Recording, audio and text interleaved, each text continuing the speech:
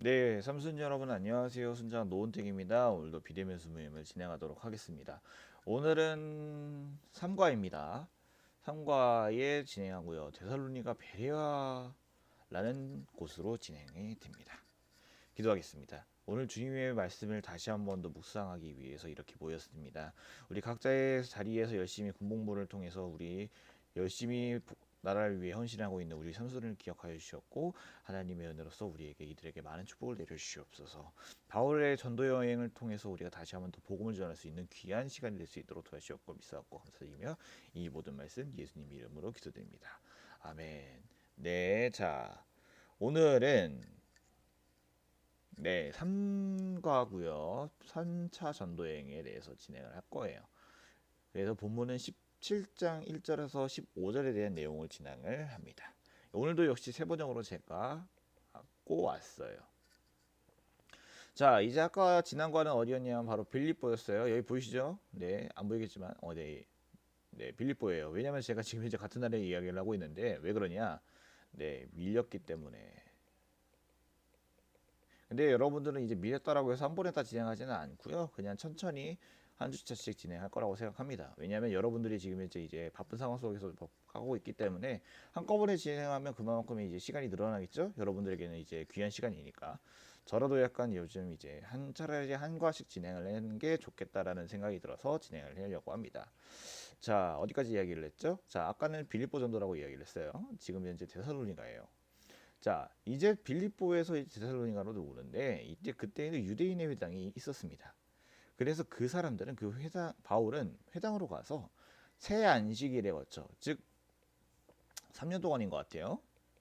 3년 동안에 걸쳐 성경을 가지고 그들과 토론하기 시작을 했다는 거예요. 근데 무슨 내용을 이야기를 하냐면 그리스도께서 반드시 고난을 당하시고 죽은 사람들 가운데서 다시 살아나셨다라는 것을 증명했고요. 해석했습니다. 그래서 이렇게 이야기를 하는 거예요. 내가 여러분들에게 전하고 있는 예수가 바로 그 그리스도이다. 즉 여러분들이 기다리고 있는 그 사람이 바로 메시아가 바로 예수님이다라고 이야기를 한다라는 거예요. 그래서 몇몇 사람이 승복하고 바울과 신라를 따라요. 근데 수많은 사람들 중에서 몇몇 사람들만 따르는 것만 보면 엄청나게 지금 솔직히 말해 소득은 없어요. 하지만 이것도 엄연히 따지면 굉장히 귀한 역사적인 스타일이라고 할 수가 있습니다. 그래서 또 많은 경건한 그리스도인들, 그리스 사람들과 적지 않은 기부인들이 또 그들을 받아들이는 사건이 생깁니다. 근데 어딜 가나 유대 사람들은 계속 방해를 해요. 그래서 방해를 하는데 이번에는 갑자기 생뚱맞은 누구의 집을 습격하냐? 바로 야손의 집을 습격을 합니다. 왜냐하면 바울의 일행이 거기다가 있었다라고 생각을 했기 때문이에요. 근데 아쉽게도 그들은 없었어요. 야손과 신도 몇몇 사람들을 신척관으로 끌고 가서 큰 소리로 외쳤어요. 여기 있는 세상을 굉장히 소란스럽게 하는 사람들이에요 라고 이야기를 했다라는 거예요. 그래서 소동을 하려고 하는데 결국에는 돈이 요구였다. 세상은 어디 가나 마찬가지예요. 자, 그리고 나서 이런 사건이 있었으니까 바울과 신라는 어떻게 되냐면 딴 데로 보내질 위기에 처해요. 그런데 위대 사람들의 회상에 가서 아니지. 어디로 가냐면 베레아로 보내게 됐다는 거예요. 자, 여기서는 어디였냐? 바로 데살로니가 였어요. 데살로니가였으니까 여기 있는 내용을 좀 더 어디서 보고 싶냐면 바로 데살로니가 전후서 에서의 내용을 보시면 된다라는 겁니다. 그런데 이제 베레아로 가게 됩니다. 여기서 이제 베레아로 넘어오게 되죠. 두 사람은 거기에서 이르러 유대 사람의 회당으로 들어가게 되는 겁니다. 베레아의 유대 사람들, 여기서 말하는 여기서 수많은 만나는 사람들은 누구냐? 바로 디아스포라, 흩어진 유대인들을 말하는 거예요.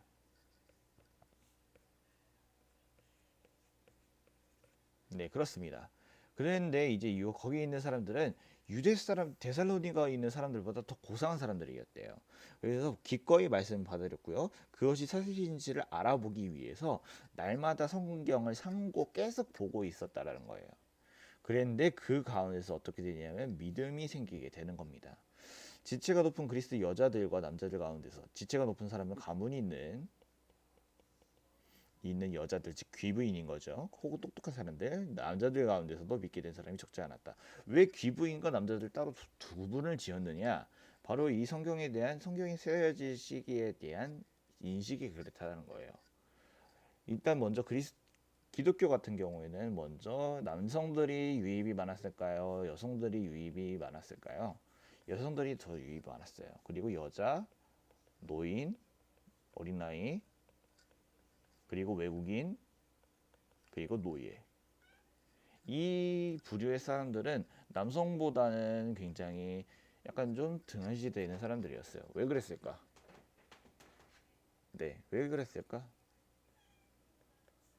왜냐하면 남성분들은 이제 전쟁을 해야 되기 때문에 귀중한 자원이라고 생각하기 때문이에요. 여러분들이 이제 알고 계시면 좋은 상식을 제가 간단히 이야기를 했습니다.